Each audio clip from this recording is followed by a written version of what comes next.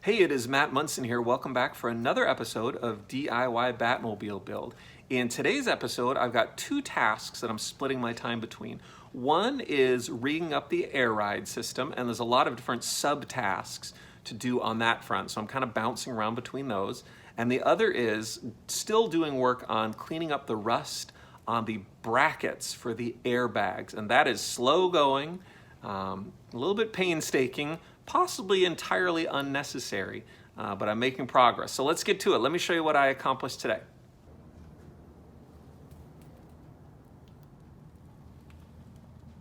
Here's the first one out of the rust bath. It is a lot better. I took a little elbow grease, a little wire brush action, and a little sandpaper, but it is a lot better than how I started with it. Next thing to do is to hit it with a coat of a sealer. So that's what I'll do next. A few minutes later. That concludes the first coat on this, and I can see it's already starting to pull back a little bit, a little orange peel. I'm hoping the second coat will cure that. Maybe I didn't prep it well enough. I thought I did, but maybe not, so we shall see how that plays out. But either way, it looks a million times better than it did a few minutes ago. And let's take a look over at the dunk tank. There's the next one stewing away. I'll pull that out in a couple hours. It's supposed to take between like 2 hours to 12 hours, depending on how much rust you have on the part. So I'll give that a look in 2 hours and see how it looks. And then we'll keep moving in. Now, grand total, I have 8 of these. Ugh, and each one is a lot of work. So really what I should be doing is just setting these aside because I have another set coming, but I'm not totally sure they're compatible. I don't know, I just have some doubts in my head. So I'm gonna keep moving forward on this derusting process. Worst case, it's sort of therapeutic and satisfying work, so we'll see what happens.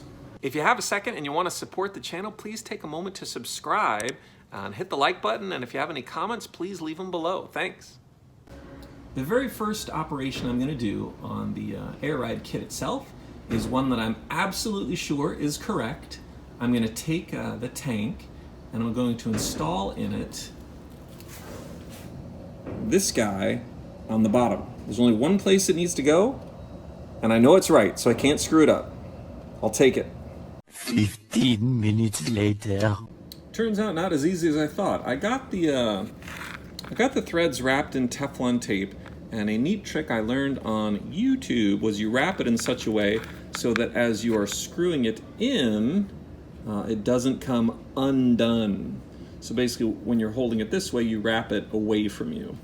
So the idea was I would then take this and put this into, oh no.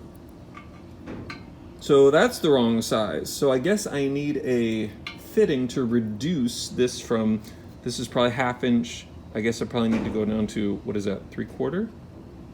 I don't know.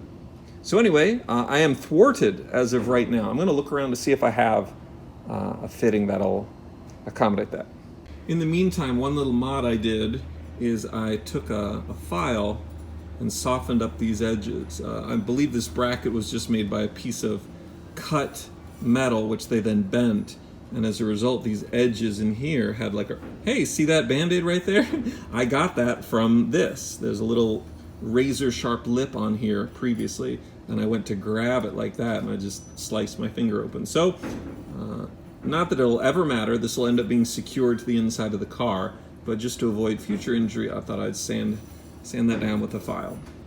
I've identified a task that I don't think I can possibly get wrong, and that is to attach this to here. It goes right in there. This should be the easiest thing I do all day. That was a dramatic pause, by the way. If I accomplished nothing else today, I accomplished this. And that, my friends, is progress. My next order of business, because I'm having so much fun, is to cut this into 4 equal lengths. This is the hose that runs from here, the brains, to the back of here, which are gonna feed these gauges. So this is how I'm gonna tell how much air there is in each bag. And since these are all gonna be running from one place to one other place, they all can be the same length. They're not gonna change because like they're not going to the front and the back, it's all one location. So I'm gonna use this handy dandy little gizmo I got on Amazon recently. And the idea is this should give me very close to 90-degree cuts and also very smooth ones so that they'll seat really well in the fittings. Well, not these fittings, but in the fittings. For the curious, I'm going to show you how this little guy works. You basically just put the cable or the tubing right in there and it seats into a little wedge. Let the blade drop down and it's under tension, so it's already doing a little cutting, and then I just push down on top. And there you go. I get a really nice, clean cut on the end of that. Thank you, Amazon. A little more progress here. I've got these all cut to relatively equal lengths, and I zip tied them all together just to make it easier to handle. What I need to do now is label all of the ends, both ends, so down there and here. That way, when I plug them in to certain openings, I'll be able to plug in the matching ones on the other ends. Wish I would have thought of that before. Not a big deal, just a little bit of extra work. A few pieces of masking tape and some puffs of air later, and I've got all these ends numbered, and they're all set to go. I'm gonna take a stab at wiring up this control panel.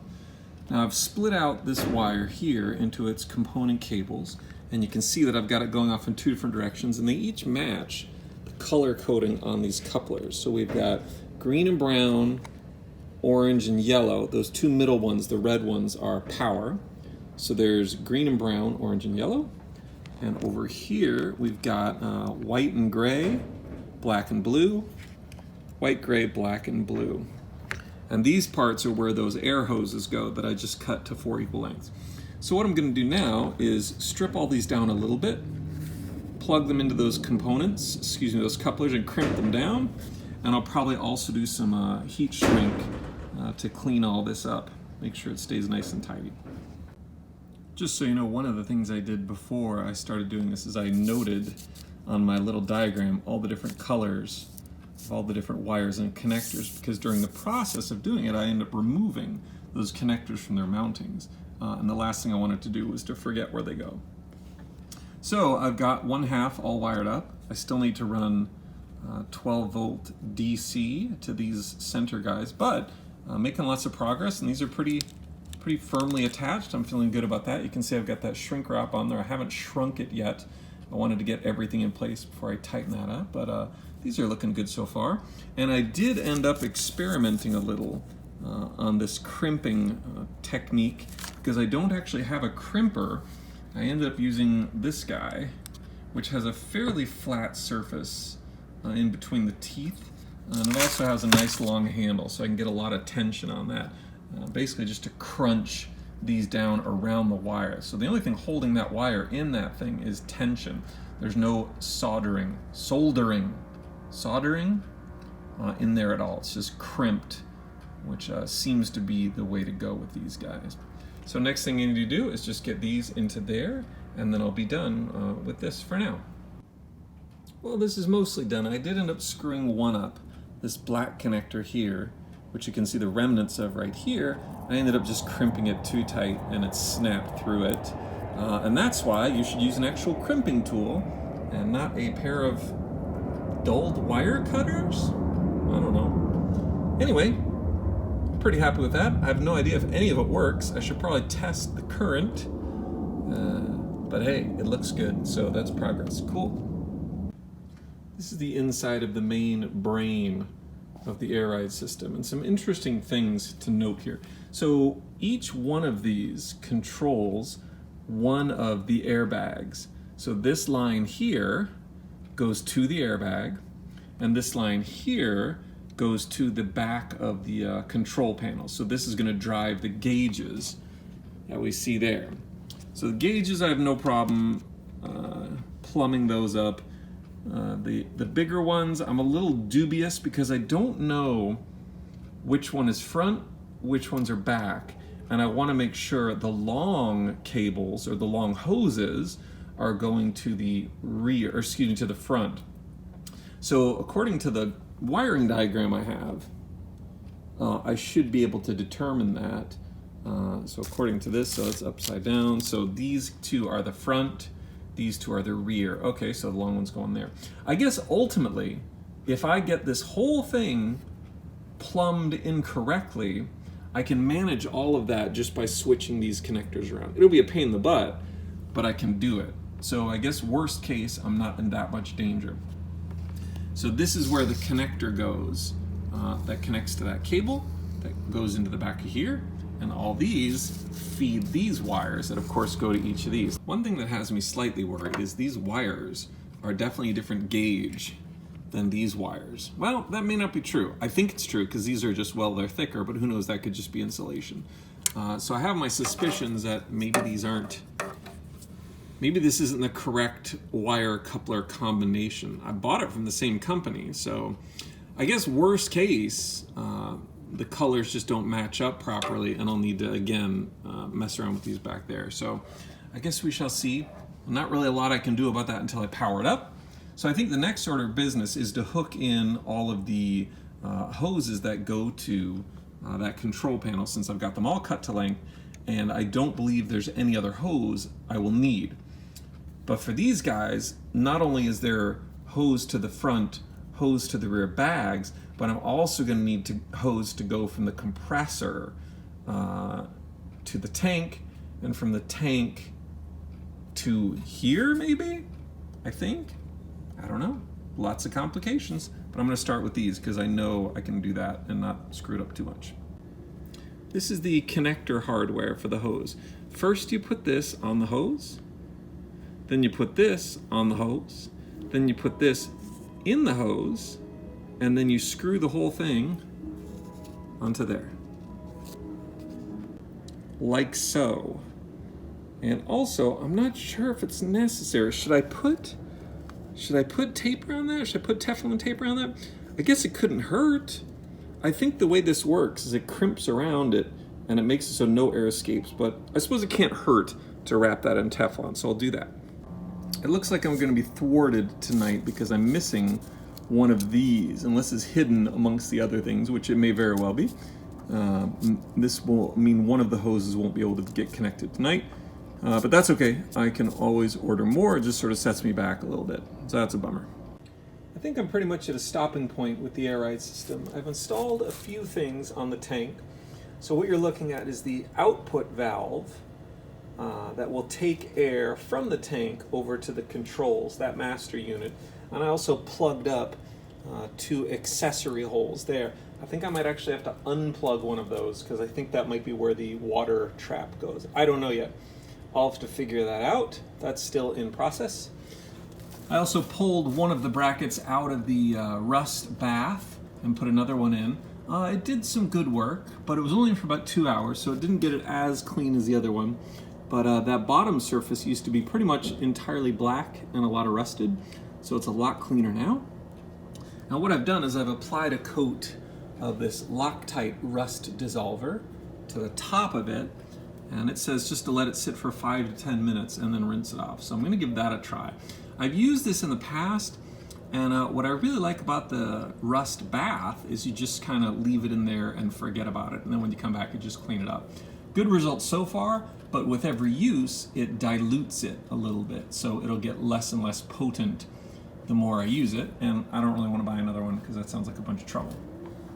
I also attached this braided hose to the compressor, and this is going to go into the other end of the tank, and I think I need an adapter for that too. So I'm missing a couple adapters, definitely discovering some more hardware that's missing as I go along. And the real bummer is like ordering them and getting them sent out takes like a week because they are specialty pieces. I could probably go to Home Depot and, Lowe's. I could probably go to Lowe's and find some connectors, but I'm not sure how I feel about the quality.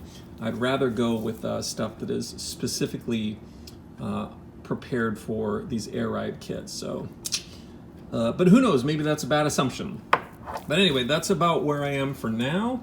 The evening is running a little long, so I might wrap up for tonight. But today I would say it was a really productive day. Made a huge mess of the workbench, but got a lot of progress done on these brackets, the hoses, the tank, and the master unit. So overall, I would say tonight was a pretty productive night. So close yet so far. I made a run to Lowe's and I grabbed this because it looked in the bag. See, there's that little, I'm missing one of those to finish that guy up.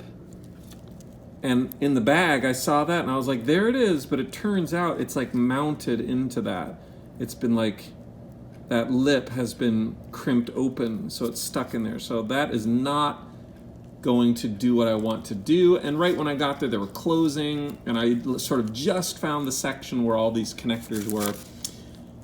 And I didn't find the one that would have taken me from the end of this hose to the tank. So I need a 1/4 inch to a 1/2 inch, and they didn't have that, or at least I didn't see it, and I was in a rush and everything. So that's sort of a bummer. So I'm gonna have to call it a night now. It's about 9:30 in the evening on Friday.